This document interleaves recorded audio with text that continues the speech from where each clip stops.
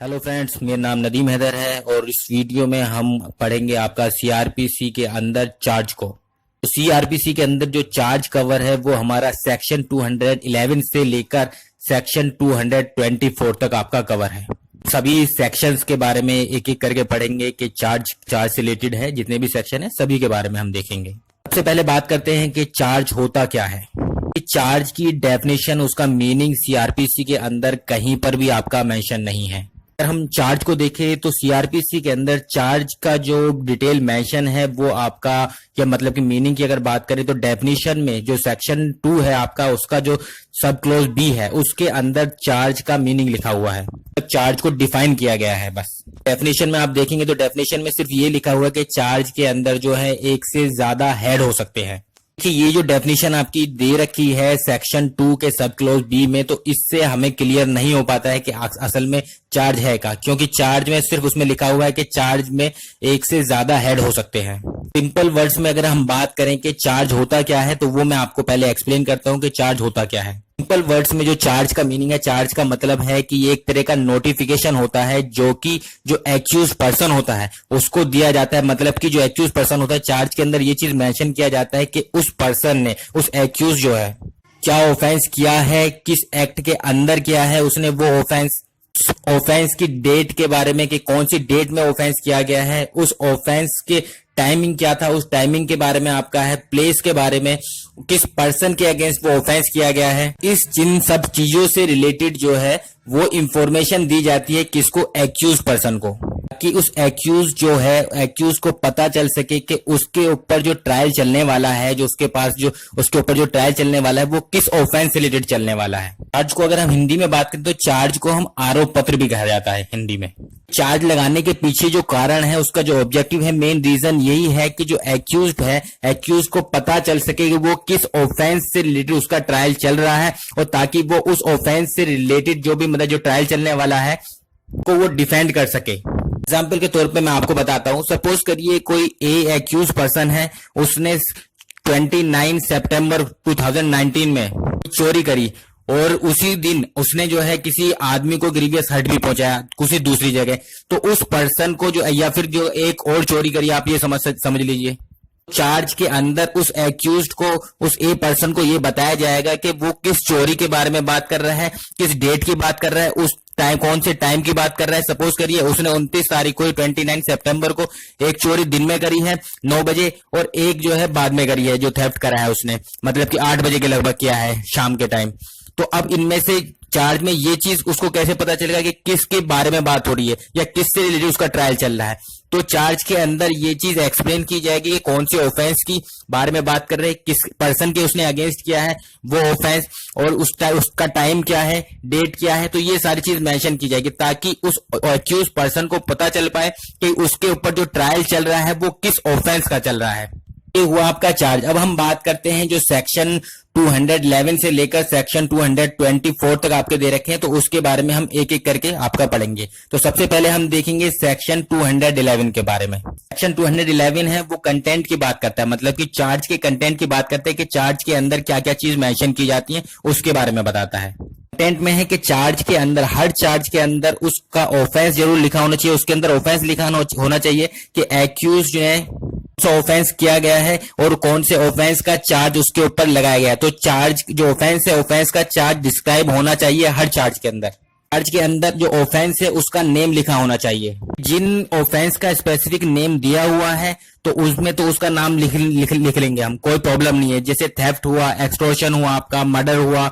कुछ ऐसे ऑफेंस हैं जिनका कोई भी स्पेसिफिक नाम नहीं है। एग्जाम्पल के तौर पर अगर बात करें आईपीसी का सेक्शन 182, आईपीसी का सेक्शन 182 ये बताता है कि किसी भी पब्लिक सर्वेंट को किसी भी तरह की, मतलब कि फाल्स इंफॉर्मेशन प्रोवाइड करना इंटेंशनली, जानबूझ के,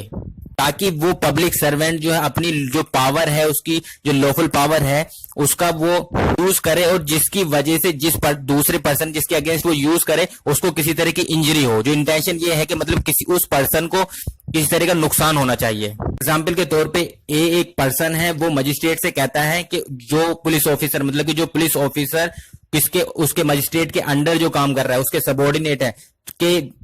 ए मजिस्ट्रेट से ये कहता है कि ये पुलिस ऑफिसर जो है पुलिस ऑफिसर जो है नेग्लेक्ट ऑफ ड्यूटी करता है, ये मिसकंडक्ट करता है। तो यहाँ पर ए जो है मजिस्ट्रेट को फॉल्स इंफॉर्मेशन प्रोवाइड कर रहा है उस पुलिस ऑफिसर के बारे में, क्योंकि उसका इंटेंशन ये है कि ये फॉल्स इंफॉर्मेशन प्रोवाइड करने से जो मजिस्ट्रेट है उस पुलिस ऑफिसर को डिसमिस कर देगा, जॉब से निकाल देगा, हटा देगा, उसको सस्पेंड कर देगा। यहाँ पर जो ए का पर्पस है, ए का जो उद्देश्य है, इंटेंशनली उस एक पुलिस ऑफिसर को इंजर्ड करना है, अनॉय करना है, उसको परेशान करना है, जिसकी वजह से वो फॉल्स इंफॉर्मेशन दे रहा है, गलत इंफॉर्मेशन दे रहा है मजिस्ट्रेट को। ऐसे ऑफेंस और भी काफी सारे ऑफेंस है जिनका कोई भी स्पेसिफिक नाम नहीं है। तो ऐसे जो ऑफेंस है जिनका कोई भी स्पेसिफिक नाम नहीं है, उन ऑफेंस को चार्ज के अंदर इस तरह से एक्सप्लेन किया जाएगा ताकि उनका जो है मतलब समझ आ सके कि जो एक्यूज्ड है वो किस ऑफेंस पे उसका जो है चार्ज चलाया जा रहा है, या किस ऑफेंस में मतलब कि उसके ऊपर ट्रायल चलाया जाएगा। चार्ज के अंदर ये भी मेंशन होना चाहिए कि वो ऑफेंस किस लॉ के अंदर है और किस सेक्शन के अंदर वो ऑफेंस जो है आता है। जिस फैक्ट के लिए एक्यूज पर्सन को, जो एक्यूज्ड है, उसको चार्ज किया जा रहा है, वो फैक्ट लॉ के अंदर ऑफेंस को कमिट करने के लिए जो लीगल कंडीशन चाहिए वो सारी लीगल कंडीशन जो है फुलफिल करना चाहिए। एग्जाम्पल के तौर पे अगर हम बात करें आईपीसी के सेक्शन 378 की, जो कि आपका थेफ्ट के बारे में बताता है, अगर किसी पर्सन पे थेफ्ट का और जो ऑफेंस को थेफ्ट ऑफेंस है उसका चार्ज लगाया जा रहा है, थेफ्ट होने के लिए जो और लीगल कंडीशनें दी गई हैं इस सेक्शन के अंदर वो सारी फुलफिल होनी चाहिए। मतलब कि जो एक्यूज्ड है, एक्यूज ने इंटेंशनली, जानते हुए, डिसऑनेस्टली ऐसी कोई मूवेबल प्रॉपर्टी जो कि दूसरे के कब्जे में थी, दूसरे के पोजीशन में थी, ना उस पर्सन के कंसेंट के, अगर वो ले लेता है तो ये थेफ्ट किया जाता है। अगर ये सारी ही लीगल कंडीशनें फुलफिल होती हैं तभी उस पर्सन का जो फैक्ट जो उसने किया है, जो भी एक्ट किया है और एक्यूज ने, उसको थेफ्ट माना जाएगा, उसको चार्ज के अंदर इंक्लूड किया जाएगा। ऑफेंस की जितनी भी लीगल कंडीशन है वो सारी ही फुलफिल होनी चाहिए, क्योंकि उस ऑफेंस को होने के लिए जरूरी है। अगर ऐसा नहीं है, लीगल कंडीशन, सारी लीगल कंडीशन फुलफिल नहीं होती है जो एसेंशियल लीगल कंडीशन है, तो उस केस में उस ऑफेंस के लिए उस पर्सन को आपका चार्ज नहीं किया जा सकता है। चार्ज है वो चार्ज आपका जो कोर्ट की लैंग्वेज है उसी लैंग्वेज में आपका होना चाहिए। तो एग्जाम्पल के तौर पे अगर हम यूपी की बात करें तो उत्तर प्रदेश में डिस्ट्रिक्ट कोर्ट के लिए जो आपकी लैंग्वेज है वो हिंदी लैंग्वेज है, चार्ज जो है हिंदी लैंग्वेज में होना चाहिए। या फिर अगर किसी और स्टेट में जो भी उसकी लैंग्वेज है, वहां का जो लोकल आपका जो कोर्ट है या डिस्ट्रिक्ट कोर्ट है, कोर्ट ऑफ सेशन है, मतलब सेशन, या फिर जो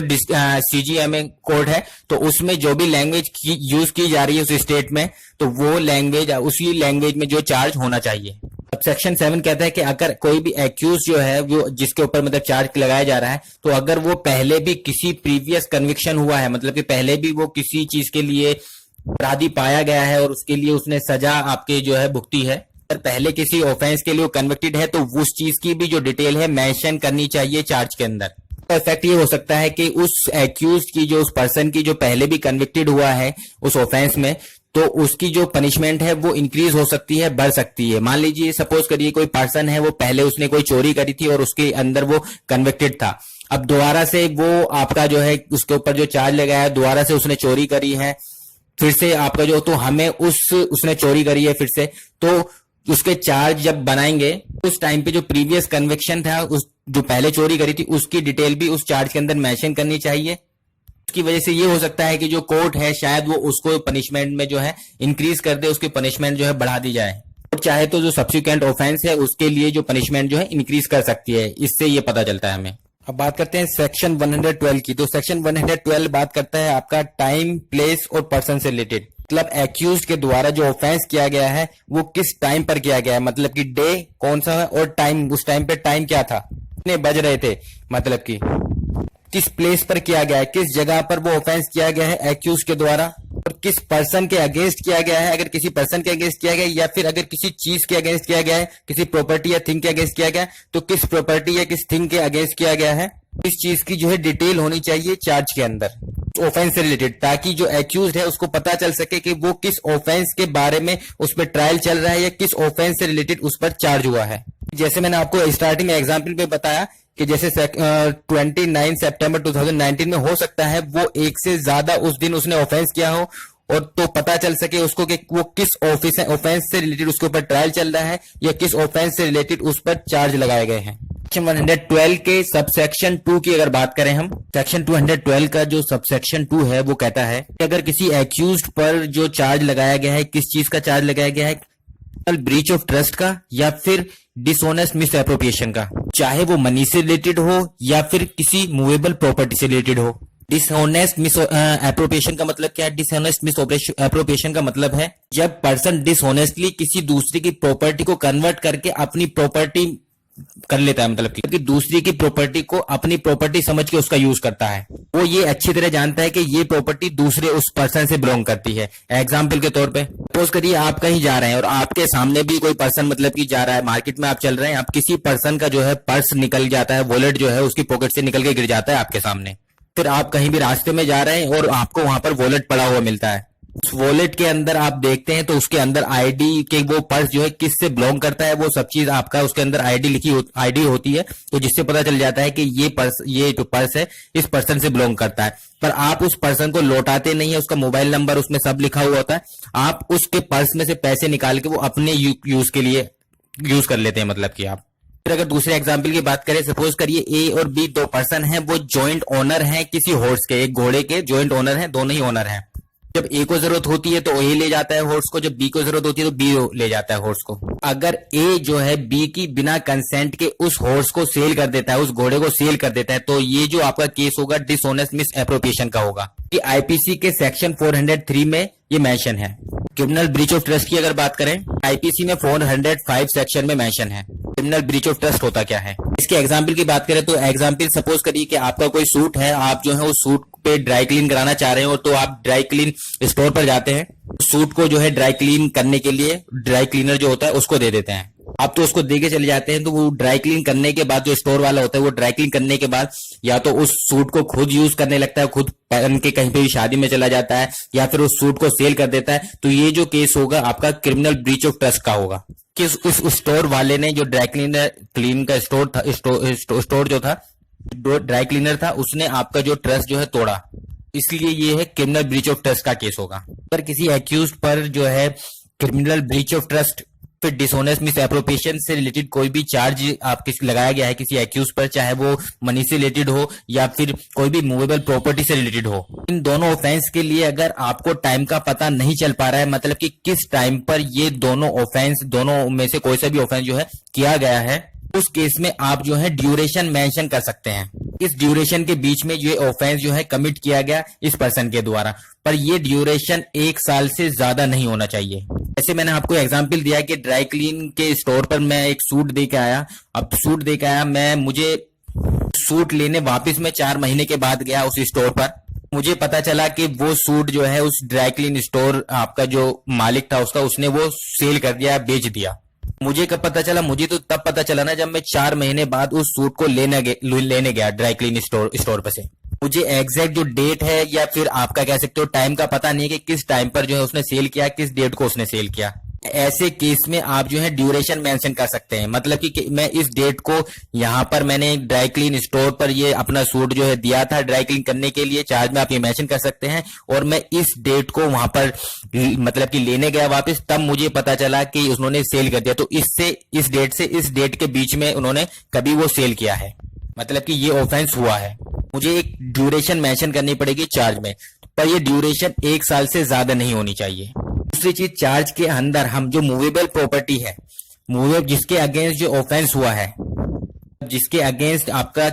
क्रिमिनल ब्रीच ऑफ ट्रस्ट हुआ है या फिर आपका डिसऑनेस्ट मिस एप्रोप्रिएशन हुआ है, तो उस मूवेबल प्रॉपर्टी का डिस्क्रिप्शन देना पड़ेगा कि क्या प्रॉपर्टी थी, क्या क्या नहीं थी, वो चीज उसका डिस्क्राइब करना पड़ेगा हमको। दोनों ही केस में आपको पर्टिकुलर आइटम के बारे में या फिर एग्जैक्ट डेट के बारे में मेंशन करने की जरूरत नहीं है। फिर अलग अलग टाइम पर या फिर अलग अलग जगह पर से रिलेटेड कोई ऑफेंस हुआ है, जैसे कि सेक्शन 219 के अंदर मेंशन है, उस केस में उन सारे ऑफेंस को एक साथ क्लब करके उनकी ग्रॉस वैल्यू होगी या ग्रॉस सम होगा, वो आपका बता सकते हैं कि टोटल वैल्यू उनकी क्या होगी। वो अमाउंट भी जो है मेंशन करेंगे चार्ज में। सेक्शन 219 की तरह ही ये अलग अलग ऑफेंस जो है 1 साल से ज्यादा की ड्यूरेशन नहीं होना चाहिए, मतलब कि 1 साल के अंदर अंदर ये ऑफेंस होने चाहिए। बात करते हैं सेक्शन 213 की। सेक्शन 213 कहता है कि अगर किसी एक्यूज्ड के अगेंस्ट कोई भी ऑफेंस आपका मतलब कि कोई अपराध जो है लगा है, उस ऑफेंस का जो चार्ज है वो 211 और 212 की तरह आपका लिखा जाता है। उससे जो एक्यूज पर्सन है उसको नोटिस नहीं हो पाता है कि किस मैनर में उस पर चार्ज लगाया गया है, किस वजह से ये किस चीज के लिए उसके ऊपर चार्ज लगाया गया है। उस केस में उस एक्यूज पर्सन को उस पर्टिकुलर मैनर बताना पड़ेगा उसके उस ऑफेंस से रिलेटेड, उसने किस पर्टिकुलर चीज से रिलेटेड उसने ऑफेंस कमिट किया है और किस से रिलेटेड उसको जो है चार्ज लगा है। तो कुछ ऑफेंस ऐसे होते हैं जिसमें आपका पर्टिकुलर मैनर बताने की जरूरत नहीं होती। जैसे कि एग्जाम के तौर पर अगर बात करें, सपोज करिए किसी पर्सन ने जो है ए कोई पर्सन है उसने कोई चोरी करी है, तो उसमें आप बता देंगे ये चोरी आपने इस डेट को, इस टाइम को, ये इस प्लेस पर की है, इस पर्सन के अगेंस्ट या इस प्रॉपर्टी के अगेंस्ट की है। इसमें पर्टिकुलर मैनर बताने की आपको जरूरत नहीं है। सपोज करिए कि एक एक्यूज ने गिवन टाइम पर और प्लेस पर जो है कोई भी आपका फॉल्स एविडेंस दिया है। इस केस में आपको बताना पड़ेगा कि उस एविडेंस का कौन सा पोर्शन फॉल्स था जिसके लिए उसको जो है चार्ज किया गया है। पर्टिकुलर जो पोर्शन है उसके बारे में बताना पड़ेगा, उसको समझाना पड़ेगा, चार्ज के अंदर मेंशन करना पड़ेगा ताकि उसको एक्यूज को पता चल पाए कि उसको किस ऑफेंस के अंडर जो है चार्ज किया गया है। अब बात करते हैं सेक्शन 214 की। सेक्शन 214 कहता है कि चार्ज के अंदर जो ऑफेंस है, मतलब चार्ज में जो ऑफेंस लगाया गया है, तो उस ऑफेंस में जो लैंग्वेज यूज की गई है, ऑफेंस की जो लैंग्वेज है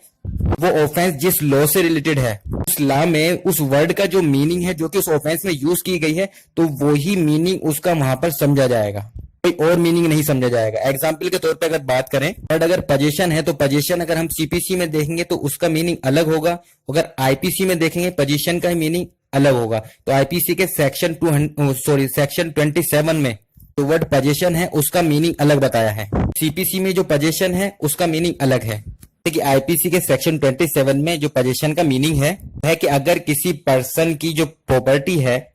वो अगर उसकी वाइफ के या फिर उसका क्लर्क या उसके सर्वेंट के पोजीशन में है, तब भी वो ऐसे समझा जाएगा कि वो प्रॉपर्टी उसकी पर्सन की पोजीशन में है। वाइफ, क्लर्क और सर्वेंट के पोजीशन में होते हुए भी प्रॉपर्टी वो आपका उस पर्सन के पोजीशन में समझी जा रही है। अगर ऑफेंस जो है आईपीसी के अंदर है तो अगर पोजीशन यूज किया गया है तो इस लॉ में जो आपका पोजीशन का मीनिंग है वो ही आपका इंटरप्रेट किया जाएगा, वो ही माना जाएगा, वो ही समझा जाएगा, सीपीसी वाला नहीं समझा जाएगा। आगे के जो सेक्शंस हैं वो हम दूसरी वीडियो में कवर करेंगे। Thank you. हेलो फ्रेंड्स, मेरा नाम नदीम है।